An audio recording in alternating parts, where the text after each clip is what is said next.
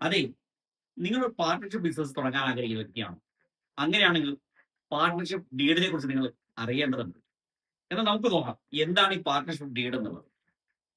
രണ്ടോ അതിലധികമോ വ്യക്തികൾ തമ്മിൽ ഒരു ബിസിനസ് ആരംഭിക്കുന്ന സമയത്ത് അതിന്റെ കരാറുകളും നിബന്ധനകളും എല്ലാം തന്നെ ചേർത്തുകൊണ്ട് നിയമപരമായിട്ട് രജിസ്റ്റർ ചെയ്യുന്ന ഒരു രേഖയാണ് യഥാർത്ഥത്തിൽ പാർട്ണർഷിപ്പ് ഡീഡ് എന്ന് പറയുന്നത്.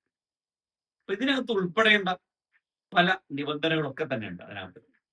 അതിൽ ഏറ്റവും പ്രധാനപ്പെട്ടതാണ് ആ പാർട്ണർഷിപ്പിലുള്ള അദ്ദേഹത്തിന് മേൽവിലാസവും ബ്രാൻഡ് നെയിം അടക്കം വരുന്ന കാര്യം. ഈ ഡീഡിൽ ചേരേണ്ട മറ്റു പ്രധാനപ്പെട്ട കാര്യങ്ങൾ എന്തൊക്കെയാണെന്ന് കൂടി നോക്കി നമുക്ക് പോകാം. പ്രധാനപ്പെട്ട ഒരു കാര്യമാണ് ഓരോരുത്തരുടെയും മൂലധന നിക്ഷേപം എത്രയുണ്ട് എന്നുള്ളത് കൃത്യമായിട്ട് അതിനകത്ത് മെൻഷൻ ചെയ്യേണ്ടതുണ്ട്. ലാഭനഷ്ടം പങ്കിടാനുള്ള അനുപാതം എങ്ങനെയാണെന്ന് അതിൽ നമ്മൾ കൃത്യമായിട്ട് അടയാളപ്പെടുത്തേണ്ടതുണ്ട്.